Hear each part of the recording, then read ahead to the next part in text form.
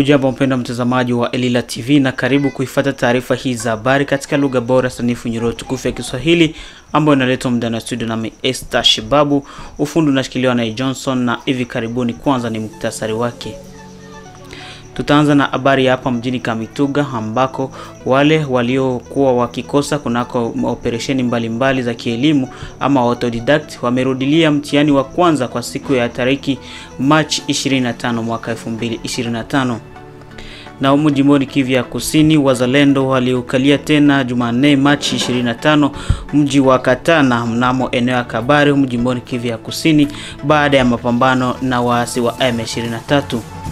Vile tutagusia shirika chakula duniani WFP linasema kuwa linahitaji kwa haraka dola milioni 19.8 ili kuwapatia chakula wakimbizi 1120 waliokimbia kutoka Kongo na kujielekeza huko mjini Bujumbura, yani eneo za Burundi. Na tutazungumzia kuhusu michezo ambako timu ya nchi ya Jamhuri ya Kidemokrasia ya Kongo itacheza na timu ya Mauritania hii leo na itakuwa ni majira ya saa 5 saa za Afrika ya Kati. Na kwa kumalizia taarifa hizi habari tutajielekeza huko maeneo za Gaza ambako hospitali ya Al-Mamadani inakuwa kwenye hali mbaya. Hii ni kutokana na milipuko yanayoendelea eneo hilo. Haya na mengineo ndio yanaunda taarifa hizi za habari ambao nakukaribisha na uweze kututazama hadi mwisho.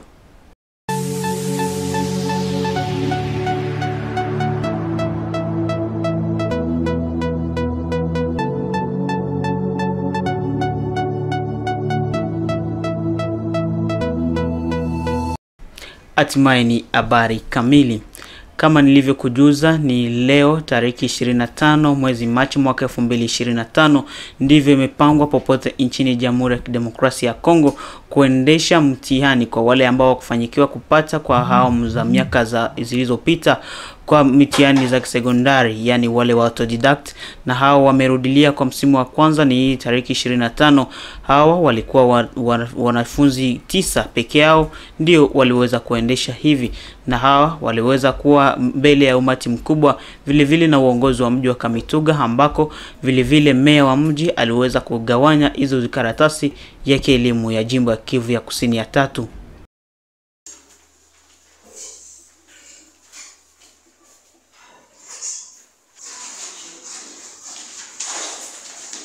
Na jimboni Kivu ya Kusini, wazalendo walikalia tena Jumanne hii Machi 25 mji wa Katana katika eneo la Kabare jimboni Kivu ya Kusini. Hawa baada ya kurushiana risasi mara kadhaa na waasi wa FAC M23. Hapa na nukuu: "Ali imechanganyikiwa. Wazalendo walishuka kutoka Kabiswa mlima kwenye ukingo wa hifadhi wa Kauzi Biega mapema leo asubuhi. Walianza kupiga risasi kila upande katika kituo cha Katana." Ndivyo alisema mwigizaji mmoja wa asasi za kiraia wa eneo hilo.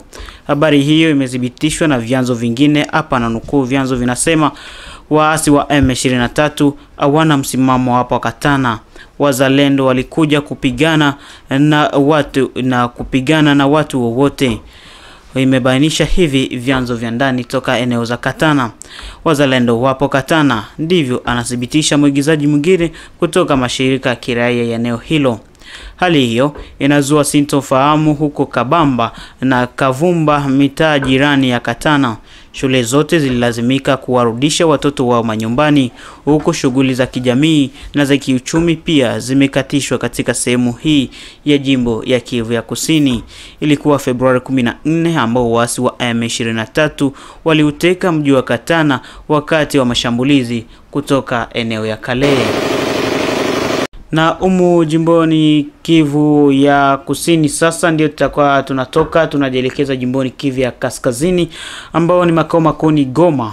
Shirika ya chakula duniani WFP linasema kuwa linahitaji kwa haraka sana dola milioni 19.8 ili kuwapatia chakula wakimbizi 120,000 waliokimbia kwenda Burundi kutoka nchi Jamhuri ya Kidemokrasia ya Kongo kutokana na mizozo inayoendelea. WFP inasema tangu Januari watu 170,000 wamekimbia Burundi baada ya waasi wa M23 kuteka maeneo makubwa mashariki mwa nchi ya Jamhuri ya Kidemokrasia ya Kongo. Hii inaongeza idadi ya wahitaji wa msaada wa chakula kutoka WFP ukifikia hadi milioni 120. Dragijika Pajevic, naibu mkurugenzi wa kanda wa WFP kwa Afrika Mashariki, alisema hapa namnukuu: wakimbizi wanawasili kila siku, baadhi wakiwa na mizigo yao mikononi na wengine wakiwa na mavazi peke yao, ndivyo wamehakikisha. Aliongeza kuwa ingawa wanashukuru kwa ufadhili waliopokea hadi sasa, hautoshelezi kabisa na rasilimali zilizoko na zimepitiliza uwezo, na wanajikuta wakilazimika kubadilisha operesheni zao na kupunguza mgao wa chakula. WFP inasema kuwa bila ufadhili wa ziada italazimika kusitisha msaada wa chakula kabisa ifikapo Julai mwaka 2025. Na nchini Jamhuri ya Kidemokrasia ya Kongo tu, baadhi ya mashirika ya kiraia jijini Goma wamelaumu rais wa nchi ya Jamhuri ya Kidemokrasia ya Kongo Felix Antoine Tshisekedi kutokushiriki pande zote za upinzani katika utawala bora nchini Jamhuri ya Kidemokrasia ya Kongo. Hiyo ni kutokana na mambo yaliyohandaliwa kabisa. Lumumba Mwisa ni mmoja walitoa malalamiko yao huko jijini Goma. Hapa na nukuu matamshi yake: tunasema kuwa Rais Felix Antoine Tshisekedi aondoke madarakani na Marekani na Trump na nchi yake wasikubali mambo hao ya madini, kwani sio kwa sababu ya kuijenga nchi bali ni kwa ajili ya maslahi binafsi ya Tshisekedi. Ndivyo alisema Lumumba Mwisa, mmoja waliotoa malalamiko yao huko mjini Goma, ikiwa makao makuu ya jimbo ya Kivu ya Kaskazini. Baadhi ya raia wa kawaida wametoa mtazamo wao ya kuweza kuhusiana na swala hii. Hapa na nukuu matamshi moja, anasema: sisi tunahitaji amani, hatukubali fujo. Tumechoshwa na maneno tu ambayo haujawahi kuwa na suluhisho la kupata amani, kwa sababu tangu zamani yalichukuliwa kwa madini, lakini hadi sasa tunateswa, hatuna amani. Ndivyo alisema mmoja wa raia wa nchi ya Jamhuri ya Kidemokrasia ya Kongo. Mchambuzi wa masuala ya usalama Justin Mwanatabu ameitaka Kinshasa kuwa tayari kutilia maanani mahitaji ya mashirika ya kiraia kama njia ya kuimarisha usalama nchini Jamhuri ya Kidemokrasia ya Kongo. Hapa na nukuu matamshi yake, anasema: shirika ya kiraia lina haki ya kuipaza sauti kwa sababu walitoa mapendekezo kadhaa kwa serikali ya Kinshasa, lakini hakuna yaliyotiliwa maanani. Ndivyo alisema mchambuzi wa masuala ya usalama Justin Mwanatabu. Haya yanajiri wakati huu wakuu kutoka Jumuiya ya Afrika Mashariki EAC na SADC wakiendekeza juhudi ya kupatikana kwa amani na usalama mashariki mwa nchi ya Jamhuri ya Kidemokrasia ya Kongo.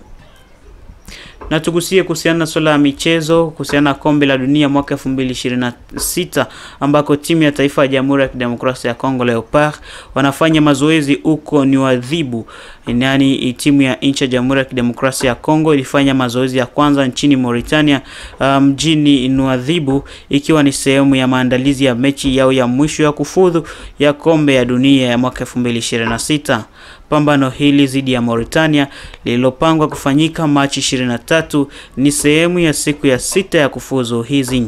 Timu ya nchi ya Jamhuri ya Kidemokrasia ya Kongo iliwasili Nouakchott Jumapili Machi 23 baada ya safari ya ndege kutoka mjini Kinshasa. Inaendelea ushindi wa hivi majuzi ya 1-0 dhidi ya Sudan Kusini kwenye uwanja wa Martyr mnamo Machi 21. Timu ya taifa ya Jamhuri ya Kidemokrasia ya Kongo Leopard wanalenga kuimarisha msimamo wao katika kundi lao la B, huku azma yao ikiongezeka kufuatia mafanikio yao dhidi ya Sudan Kusini. Kukaa kwao Nouadhibou kuna waruhusu kuzoea hali ya ndani kabla ya mzozo kali. Tambua kuwa timu ya nchi ya Jamhuri ya Kidemokrasia ya Kongo Leopard inakuwa kwa nafasi ya pili kunako group B na alama 10, wakati Sudan ikichukua kichwa na alama 11, na huku Mauritania ikiwa kwa nafasi ya 5 na alama 2.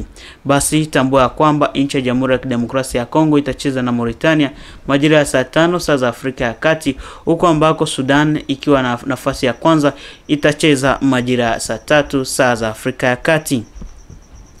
Na tujielekeze Mashariki ya Kati ambako huko Gaza hospitali ya Al-Mamadani ikiwa katika hali mbaya kabisa. Wanaonekana kuwa na vitanda vitatu katika uangalifu ya mahututi. Eneo ya Palestina la Gaza bado halijatengwa na ulimwengu. Israel inadumisha kufungwa kwa vituo na kwa hivyo kuingia kwa misaada ya kibinadamu pamoja na vifaa vya matibabu na vifaa vya utunzaji. Kulingana na shirika la afya duniani WHO, ni hospitali 17 tu kati ya 36 zilizopo katika eneo hilo ambazo bado hazijafanya kazi kwa kiasi.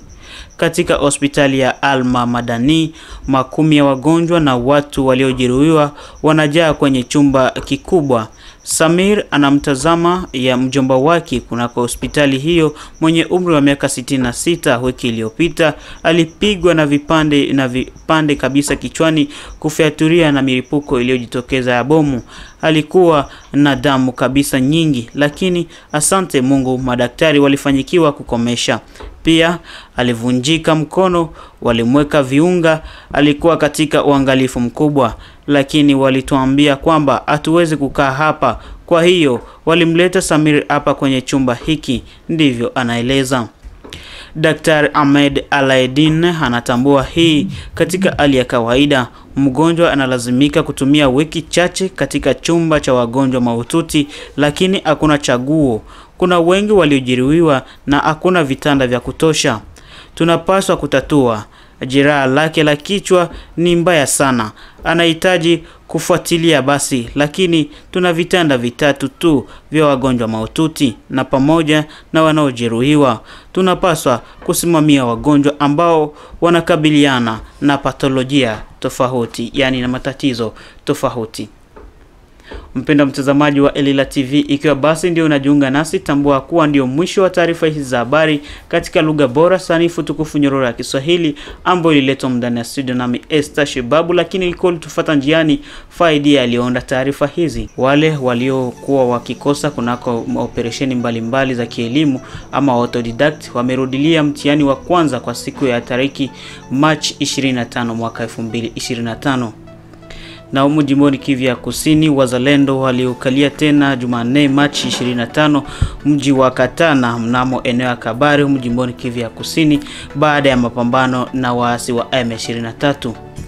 Vile tutagusia shirika chakula duniani WFP linasema kuwa linahitaji kwa haraka dola milioni 19.8 ili kuwapatia chakula wakimbizi 1120 waliokimbia kutoka Kongo na kujielekeza huko mjini Bujumbura, yani eneo za Burundi. Na tutazungumzia kuhusu michezo ambako timu ya nchi ya Jamhuri ya Kidemokrasia ya Kongo itacheza na timu ya Mauritania hii leo na itakuwa ni majira ya saa 5 saa za Afrika ya Kati.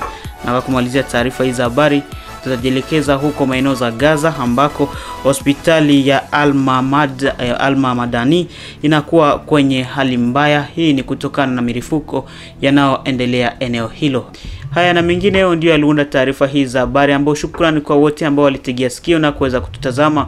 Tutakutana basi kwa taarifa zingine. Tambua kuwa kamera na ufundi wote ilikuwa inasimamiwa na Johnson, huko ambako mtangazaji wako alikuwa ni mimi Esther Shibabu. Salamu kwa kikosi nzima ya Elila TV ambao vile walitolea kukuandalia taarifa hizi. Tukutane basi kwa taarifa zingine. Bye bye.